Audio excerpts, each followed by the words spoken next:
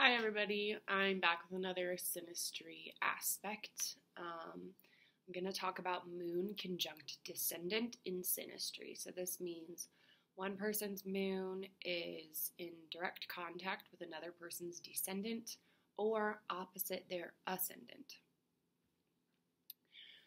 So a couple things about the descendant is that it is in each person an area that they unconsciously want to develop and will seek out in partners because it seems to be something that they haven't developed in themselves. So it creates an attraction, but it also can create it is opposition, right? It's opposite the ascendant. So it can also be conflicting for the ascendant descendant person because it will draw out things that the person might feel insecure about or might need to have healed in themselves or just might not have brought into their conscious awareness. It's a vulnerable place in the birth chart. It's a sensitive place. If the ascendant is how you feel outwardly and project out to the world, the descendant is your intimate secrets and where you feel safest that you will only share with like someone you feel completely comfortable around, right? So the moon is someone's emotional nature. It's also how they nurture themselves, the way they like to feel emotionally safe. It's how they feel on the inside. It's how a person will probably be more aware of. It's the way a person feels their moon. So when someone's moon contacts another person's descendant, the descendant person will feel a sense of familiarity with the moon person. They will feel like the moon person gives them permission to kind of like breathe and feel safe in the ways that they deeply long to feel safe. And the moon person will likewise feel a similar way where it's like their natural resting state is deeply appreciated and welcomed by the descendant person. It is found in a lot of long-term partnership commitments where people get really close. It's a strong indicator that the people will bond a lot. But it, again, for the descendant person is a place where they are underdeveloped. So if you're in a relationship and it's been going on for like longer, it's not brand new, then the moon person can sometimes there will be like arguments like, why do you always feel this way that is the opposite of how I want to project to the world, right? Like, because the ascendant descendant person will be more comfortable with their ascendant side. So there will be probably some conflict because it is going to draw out needed growth and development in the descendant person. So that's why I feel like relationship astrology is valuable, because it's hard to bring these kind of patterns and dynamics into our conscious awareness. But it's obviously helpful to see, oh, this is the dynamic that's happening in you all's synastry chart. So especially for the descendant person to become conscious of that and then remember to appreciate those feelings that the moon person provides for the descendant person, which is that they are in fact safe to develop and feel these ways. I think that ultimately for the ascendant descendant person, they're going to feel oscillating ways where it's like they want to develop and feel safe, and they want to grow in the areas that the moon person is causing them to grow. So there'll be those days where they really appreciate it, and then there'll be those days where they're leaning more on their ascendant and they're like going to not appreciate it as much, if that makes sense. I wanted to share one thing about this that is really interesting to me. I've had this contact multiple times in partnerships with people, and they have all been really deep bonds.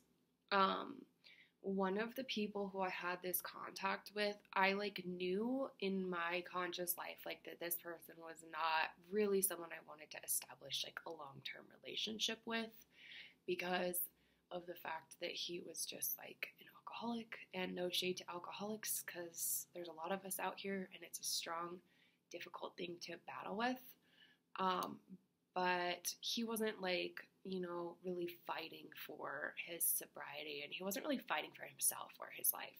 He was kind of just like throwing his life away a little bit. But like this was like many, many years ago that I met him. And it's like every couple of years we'll come into contact with each other somehow. It'll be like really random ways. Like when I first met him, I didn't know anyone that he knew. And then like over the course of just living in the same city for like years, I'll run into people who also know him. And then like I'll either like find out that we both know him, or even like run into him at some kind of gathering or something like that.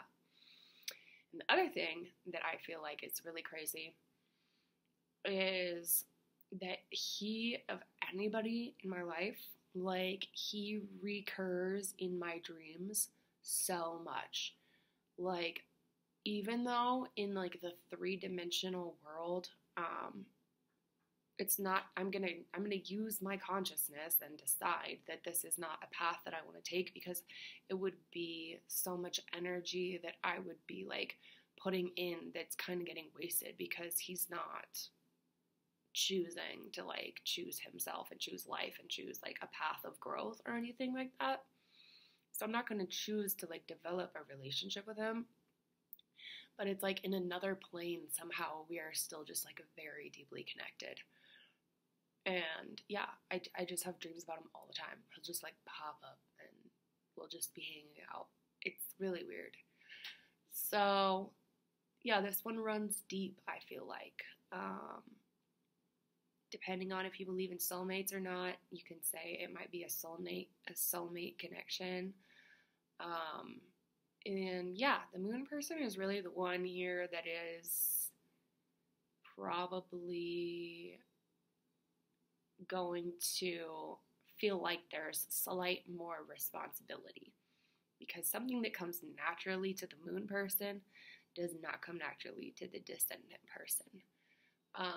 That being said, obviously look at everything else in the synastry chart.